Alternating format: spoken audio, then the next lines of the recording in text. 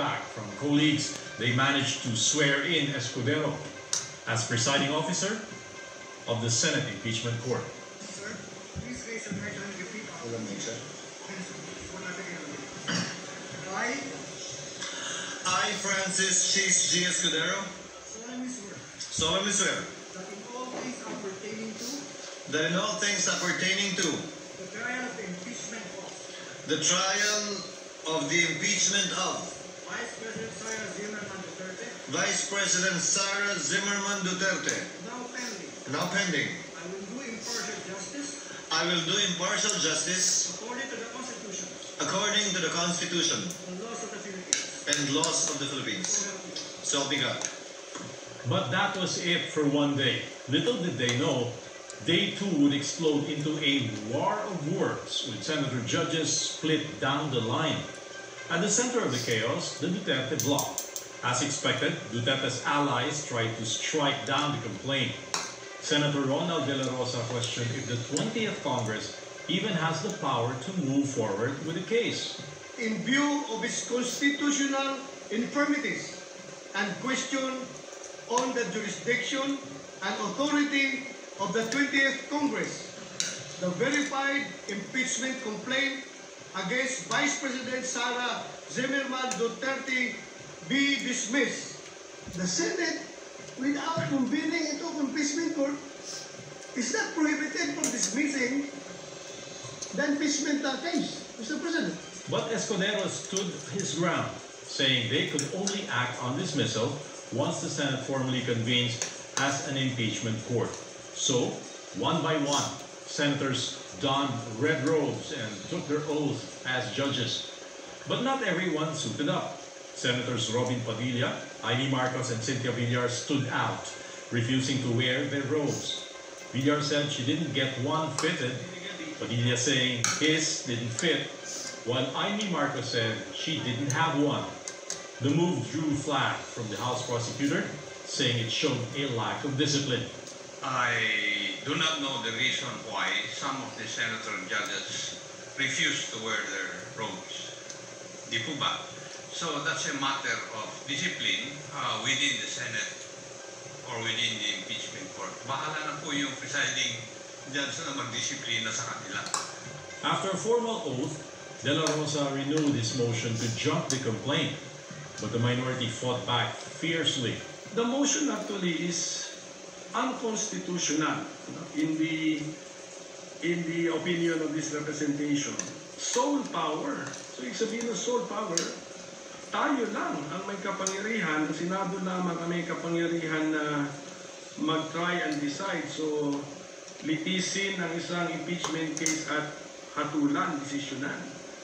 Ngayon kung aayaw tayo kaagad, hindi natin na-try, ang try is litis, palabas yung mga facts para ma-apply natin yung judgment natin sa facts. Wala na pong matatakbuhang ibang body. That's why a motion which cut short the entire process is unconstitutional. A motion to dismiss is not found. Hindi po nahahanap itong motion to dismiss sa Rules of Procedure on Impeachment na literal ka-adapt lang po natin. At kung mayroon man, hindi Senator Judge ang mag-raise nun, kundi ang defendant. And things heated up even more as the night goes deeper. A senator raised her voice trying to block another's manifestation. So I restate my motion, Mr. President, to momentarily suspend any action, whether interpellation or seconding speech on the privileged speech of the good gentleman from Davao, para sa wakas bigyang daan yung inaprubahan nating motion kahapon na manumpa na po kaming I have the floor, Mr. President. I have the floor, Mr. President, to make way for taking of the oath before the presiding officer, Mr. President. Meanwhile, two lawmakers nearly came to blows.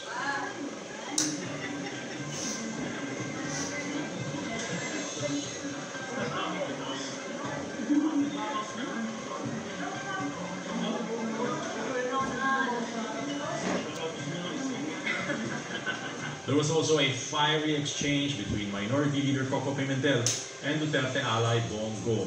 Ang gusto nating kalabasan ng paglilitis na ito ay justisya, hindi politika.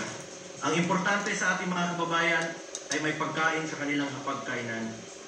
Hindi naman nakakain itong impeachment. The Filipino people have decided at ang kanilang desisyon, mas gusto po nilang tutukan natin ang trabaho at serbisyo. Tama na, tigilan na natin ang pamumulitika.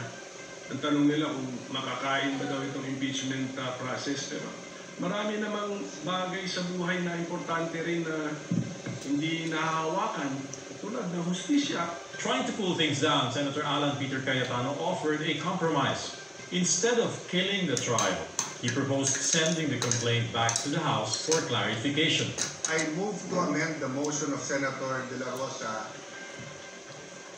to read as follows, that the articles of impeachment be returned to the House of Representatives without dismissing, and that should be nor terminating the case until such time that one, the House of Representatives certify to the non-violation of Article 11, Section 3, Paragraph 5 of the Constitution, which provides that no impeachment proceeding shall be initiated against the same official more than once within a period of 1 year, including the circumstances of the filing of the first 3 impeachment complaints. And number 2, that the House of Representatives of the 20th Congress communicate to the Senate that it is willing and ready to pursue the impeachment complaint against the Vice President.